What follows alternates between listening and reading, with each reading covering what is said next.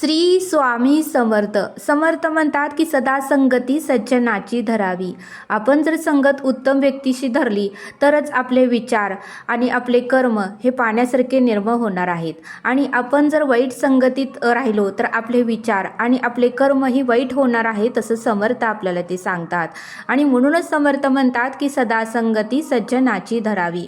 बघा, एकदा पेरूचं आयुष्य संपलं आणि ज्यावेळेस तर पेरूचं झाड परब्रह्माकडे गेलं त्यावेळेस देव म्हणाला की आता तुला पुढचा जन्म मिळणार आहे, तो ही सीताफळाचा मिळणार आहे.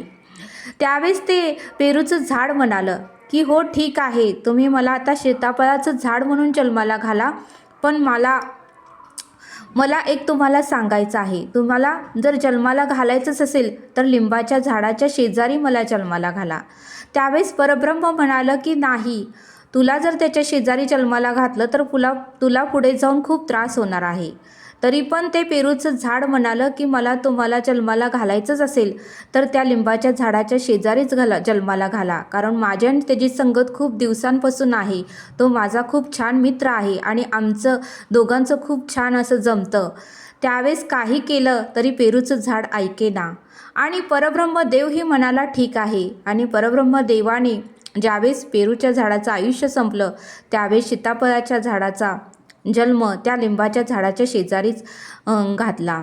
आणि ज्यावेळेस ते सीताफळाचं झाड जसतसं वाढू लागलं, म्हणजे लहान असताना त्याला काहीच वाटलं नाही, दोघांचंही चांगलं जमत होतं, चांगलं बोलत होते.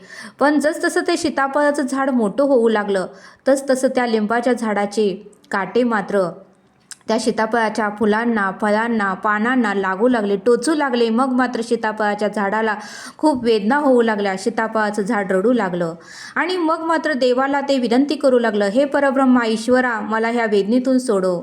त्यावेळेस परब्रह्म म्हणालं, मला पुढचं सगळं माहिती होतं, मी तुला सांगितलंही होतं, पण तू मात्र माझं जरासुद्धा ऐकलं नाही, तुझं खरं केलं. आता जे काही भोग आहेत ते तुला भोगूनच संपवायचे आहेत. आता तुला तुझं आयुष्य संपेपर्यंत तेथेच राहायचं आहे. आता मी यामध्ये काहीच करू शकत नाही. मला पुढचं सगळं माहिती होतं म्हणून मी तुला सांगत होतं, पण तू माझं ऐकलं नाही. म्हणून समर्थ म्हणतात की सदा संगती सज्जनाची धरावी. संगत उत्तम असेल तरच आपलं उत्तम होणार आहे, असं समर्थांनी आपल्याला इथे सांगितलं.